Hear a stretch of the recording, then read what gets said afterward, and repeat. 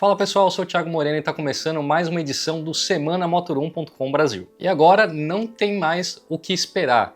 Já mostraram um novo Volkswagen Tera. Depois aí de muitos flagras, teasers, disfarces, a Volkswagen finalmente revelou o seu novo SUV de entrada, o Tera. Eles fizeram uma baita festa lá na Sapucaí, no Rio de Janeiro, no meio do carnaval, para apresentar o Tera. Apesar de terem mostrado o carro, ainda não deram todos os detalhes. O que foi mostrado lá foi a versão High, e é só High, não é Highline, é High que nem no Up. E ainda assim, estava com um kit opcional chamado de Outfit. É o mesmo sistema que tem no Nivus. O que a gente sabe é que esse carro é derivado da plataforma MQB-A0, que é a mesma do Polo Trek, e vai sair de Taubaté também. A ideia dele vai ser brigar aí entre os SUVs de entrada e vai concorrer com o Renault Kardian, Fiat Pulse, Citroën Basalt, entre outros. A Volkswagen ainda disse que o design dele foi totalmente desenvolvido no Brasil, apesar de muitos de vocês aí nos comentários já terem falado que ele tem uma traseira que lembra um Peugeot. Por dentro tem vários elementos aí do Skoda Kodiaq, que é um carro que foi lançado na Europa pela divisão de baixo custo da Volkswagen. Na parte da identidade visual, ele estreou um novo farol aí com DRL dividido e está bem mais alinhado com o Taos e o Tiguan dos Estados Unidos do que os carros europeus. Então esse Volkswagen Tera High Outfit que foi apresentado lá na Sapucaí é a versão completona, top de tudo. Então ela já tinha painel de instrumento digital, central multimídia, também tinha duas entradas USB-C na alavanca de câmbio para poder ter um carregador por indução no painel, ar-condicionado aí automático e digital com aqueles controles ali de toque, e pelo menos o carro que a gente viu estava com freio a disco no eixo traseiro também. Quanto à motorização, ficou confirmado aí o uso do 1.0 TSI, que é o 3 cilindros turbo aí da Volkswagen. A gente ainda não sabe se é o do Polo, que tem 116 cavalos, ou se é o do Nivus, que tem 128 cavalos. Nesse caso, o carro apresentado tinha câmbio automático de 6 marchas. Há ainda uma possibilidade dele usar uma versão mais barata aí, com um motor 1.0 aspirado de 3 cilindros, que nem o Polo Trek. E o Tera foi realmente o assunto da semana, a gente basicamente deu uma notícia por dia a respeito dele, comparou com o Pulse, comparou com o Kardian. Nossos colunistas analisaram a estreia desse carro e eu vou dar um destaque especial para o texto do Jason Vogel, comentando aí a estratégia da Volks de acabar de lançar um carro e já comparar ele com o Fusca e com o Gol. Falando em chegadas, essa semana a gente recebeu um flagra aí do Chevrolet Tracker andando aí juntinho com o novo Onix. Os dois carros ainda estavam aí bastante camuflados, que nem a gente já viu em outros flagras, mas é interessante ver que os dois estão sendo testados juntos. E se a gente focar aí no Tracker especificamente, ele tem uns adesivos amarelos, a gente ainda não conseguiu identificar, mas pode ser que estamos olhando aí para uma versão híbrida ou ao menos eletrificada do SUV da Chevrolet. É difícil confirmar a motorização olhando só para um carro de teste, porém a Chevrolet já trouxe algumas alterações para os motores tanto do Onix quanto do Tracker.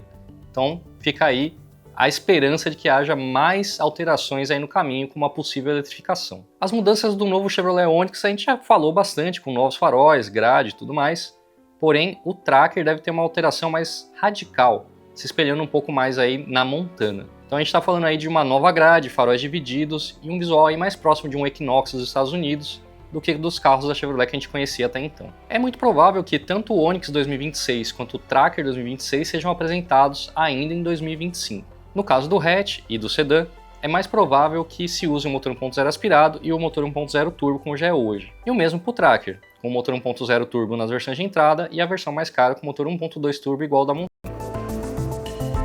Continuando com as chegadas, agora a gente vai falar literalmente de um embarque. A Omoda e a Jayco, que são divisões internacionais do grupo Chery para marcas de luxo, já anunciou que vai chegar no Brasil esse ano.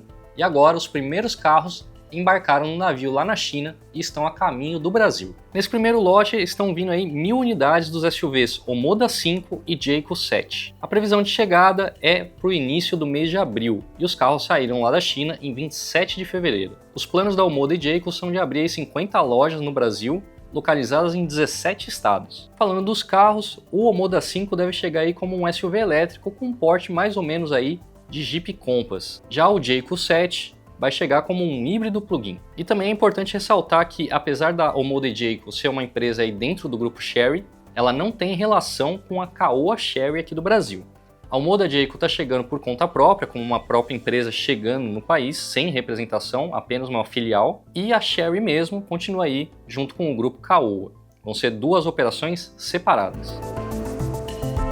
Agora, para um flagra, já tem o novo Honda HR-V 2026 rodando aqui no Brasil. Esse flagra que a gente está vendo veio aí dos colegas do Placa Verde no Instagram, que flagraram o SUV reestilizado rodando no Brasil. Essas alterações visuais já foram apresentadas no Japão em abril do ano passado. As fotos foram feitas em Sumaré, lá no interior paulista, que é onde se concentra a sede da Honda South America. Essa reestilização do Honda HR-V já é comercializada na Ásia e na Europa, mas as mudanças foram bem sutis. E aí, provavelmente já preparando o terreno para a chegada do WR-V, que vai ser um SUV menor. No flagra a gente consegue ver aí a traseira repaginada, que conta aí com um rearranjo da parte interna das lanternas. O tampão tá vindo aí também com uma nova barra horizontal de LED. Na dianteira deve ter apenas uma pequena atualização na grade e nos faróis. Então não esperem grandes mudanças, tá? Então o motor 1.5 aspirado e 1.5 turbo devem continuar sendo utilizados aí no HR-V 2026. A nossa expectativa é que o Honda WR-V, que é o SUV menor,